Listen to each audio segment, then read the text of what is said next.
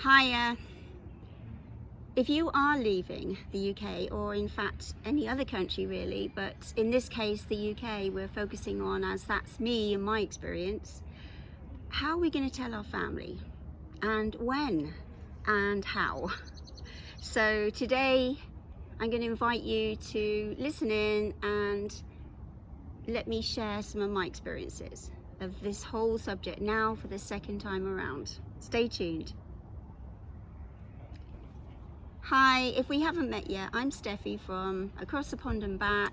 I'm an English girl who met and married an American man, lived over there in the States across the pond for 18 years, became a US citizen after a few years, and then I had many reverse culture shock things happen to me when I came back to the UK to be near my dear mum.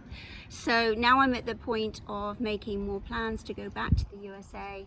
So I'd love to share with you how I've actually dealt with the very difficult subject of sharing with our family. So welcome.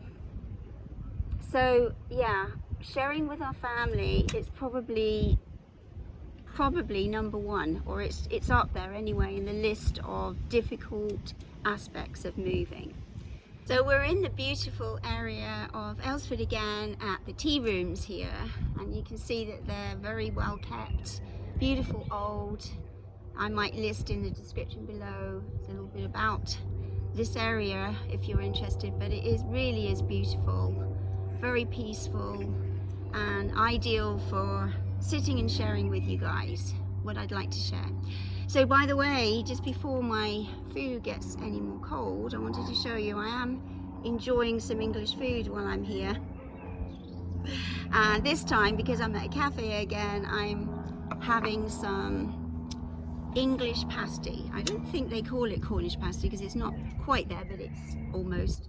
And they don't normally serve it with beans, but she made an exception for me today because originally I asked for baked potato and they didn't have them going. So, but the subject of telling family is an extremely difficult one because there's emotions there, there's history there, there's relationship of course there, and there's also the trust element, there's the people who know you element. They know you very well. So they are naturally going to be skeptical, I think, unless you've talked about it at great length. So that brings me on to the first bit that I'd like to share with you. I think we can just pretty much look at this whole thing in three main parts. So the main first part is coming to terms with and planning yourself, or in the case of families with your partner, and so on. So until we get to the point of establishing in our minds and hearts that that's what we're going to do, we have proper plans, we have a more or less 100% surety. I do think that there are major things in life that we can't always be 100% sure, but if we're reasonably sure and we're moving forward and we have done our homework and we've looked into the practical sides of leaving the UK, the practical sides of obtaining visas or whatever we need in different countries, if we come to that decision that yes, this is what we want to do, we're able to do it and we want to do it. So that would be the first main thing that I would say. Let's not even mention to our families. This whole chat here is really based on the understanding that we have loving families who do care about us and we care about them. So yeah, it's a really difficult thing to know when to. So first of all, I think if we get to that first key place of recognizing, look, this is what we've done, we've made this decision, we've got some things to tell our family and we are more or less 100%, then telling them, I think, makes it a lot easier, because first of all you've got some resolute things, concrete things in your heart, and you're not going to sit there and hum and ha, and the first doubt or the first question against it shakes you to the ground and oh yeah, you're right, I don't think I'm going to do this, no. So we need to be resolute if indeed it's what we want to do. Okay, of course if we don't, we're free to change our minds usually.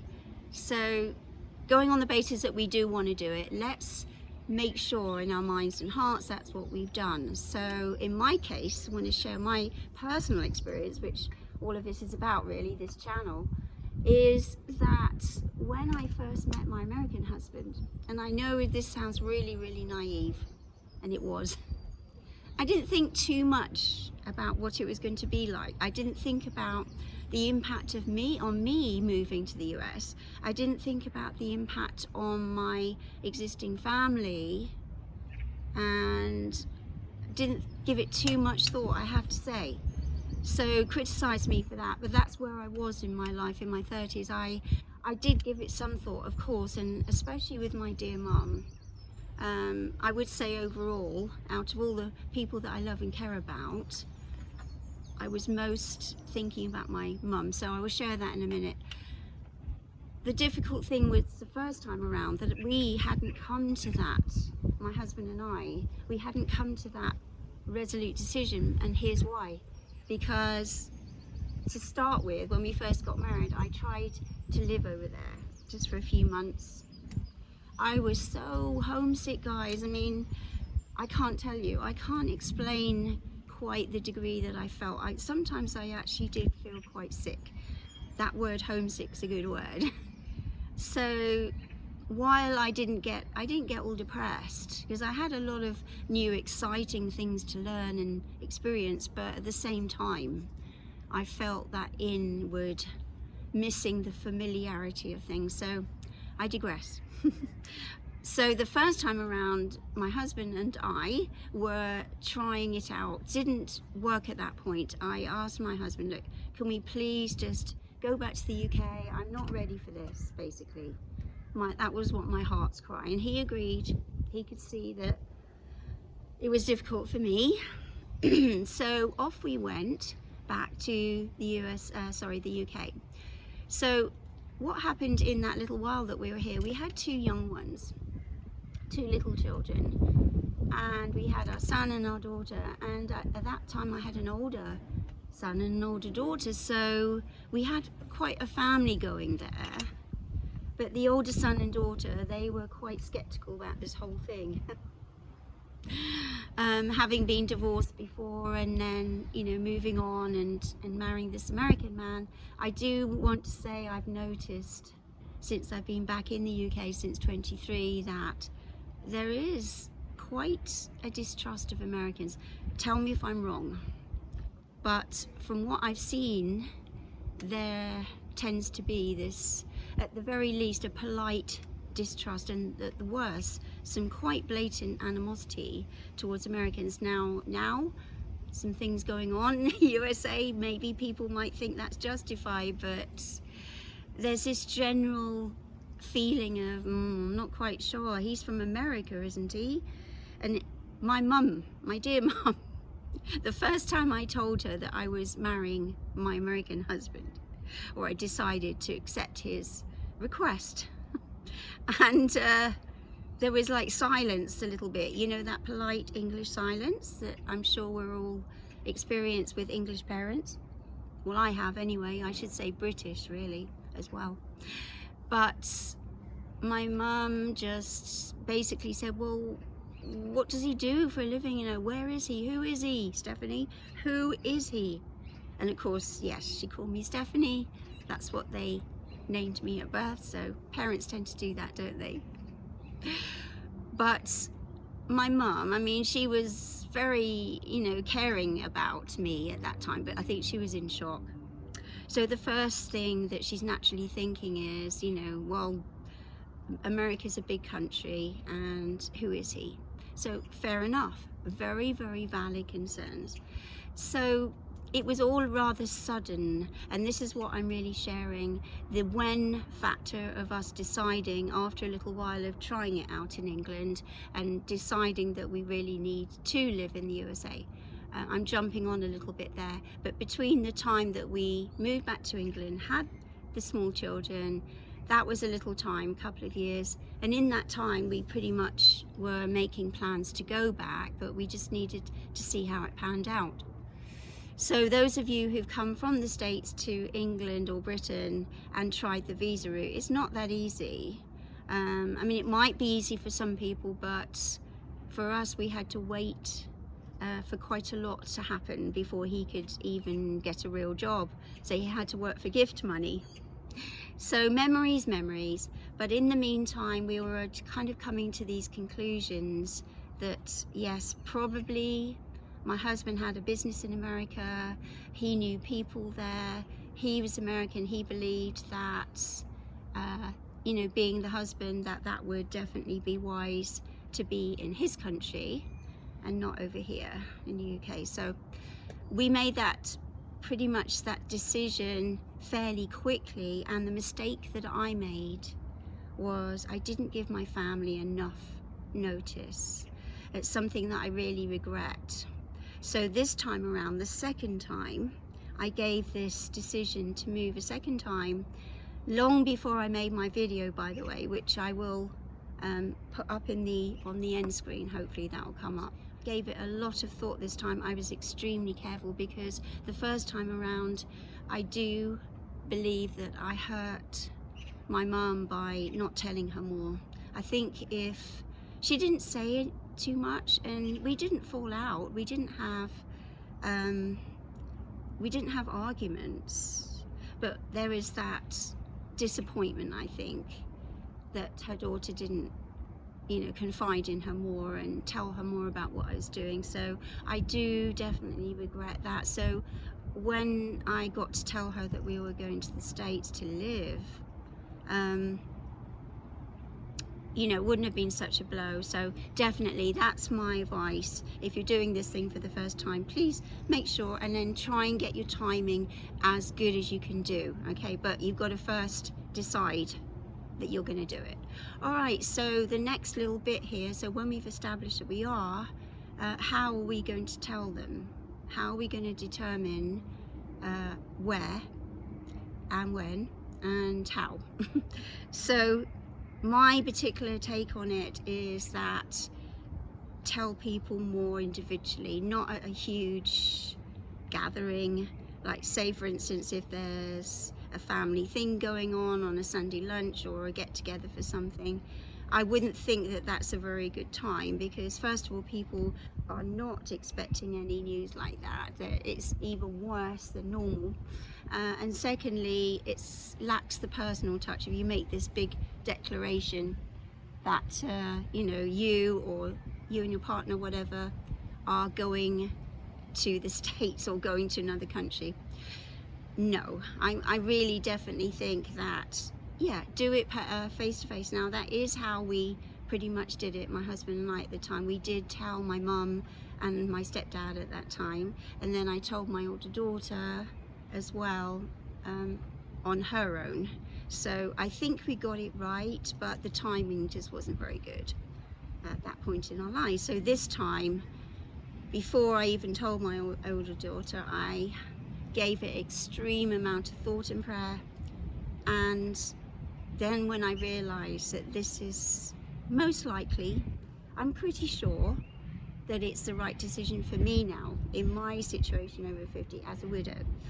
So I have my younger son who's happy about it, but the older daughter, well, she's very established here in England. She's very secure in her job, in her work, in her family life. So practically speaking, she's fine. But emotionally, you know, I think she's disappointed that I'm making that move, but she totally understands.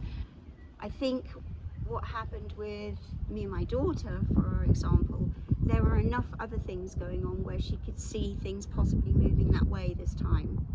She could see things moving a little bit, and I didn't labour different things that I didn't like about the UK too much, like the weather and other factors that I've already mentioned in my video.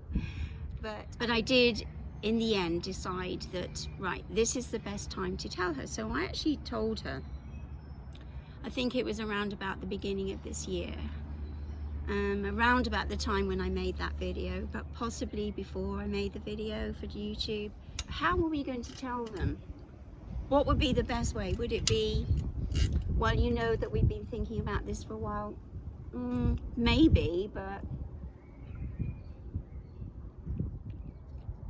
I think that if we think about trying to justify things, that's what I'm getting at, is I don't think we should overly justify things. I think we should have in front of us, either written down or in our minds, a good list of reasons why you come to that conclusions and advantages for yourself and your family. I think that definitely helps about how to tell them, because, and what to say, because if you're just going to say, well, we've looked at it, we don't like the weather here, and we don't like this, and we don't like that, and this and that.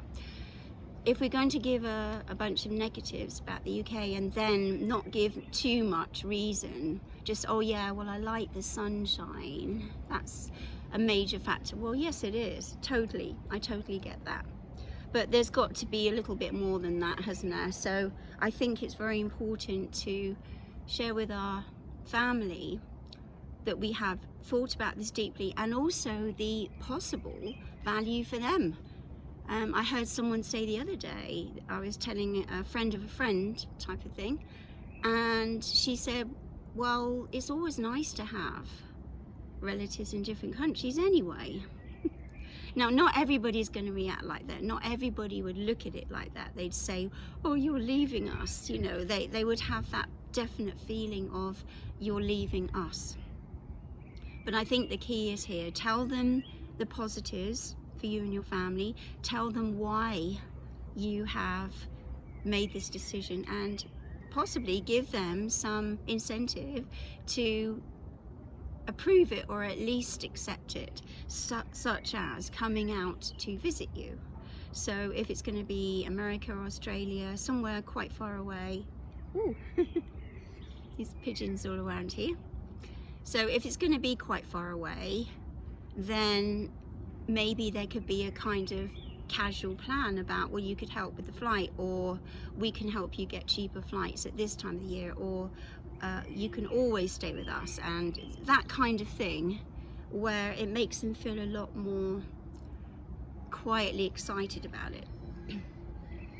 Might work, it might not, but it all helps to soften the blow, the initial blow anyway, that most people do feel in their families, that it's a blow to them because they've got used to having you around, even if you're like 200 miles away. Like my mother was in Devon, I was in Kent for a long time before I even went to the States, and I used to drive down and see my mum, but at least, even though it took 5 hours to drive to Devon, I was in the same country.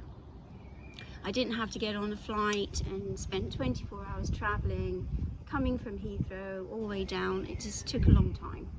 So people recognize all those things, and I'm sure that all of these types of things start rolling around in their minds. So if we try and soften the blow, it helps a lot. And also to reassure them really that you do affirm your love for them, affirm your care, that you can keep in contact. I mean, thank God we have WhatsApp nowadays and Facebook and different methods of communicating across the miles. So amazingly, my mother, I taught her, being older, I'm sure that people more my age can relate to this when they have like a more elderly parent and they try and teach them how to use a mobile phone. Bless her heart, we went through all this. I even wrote it all down for my mum. It wasn't that easy to get my mum started on the mobile phone.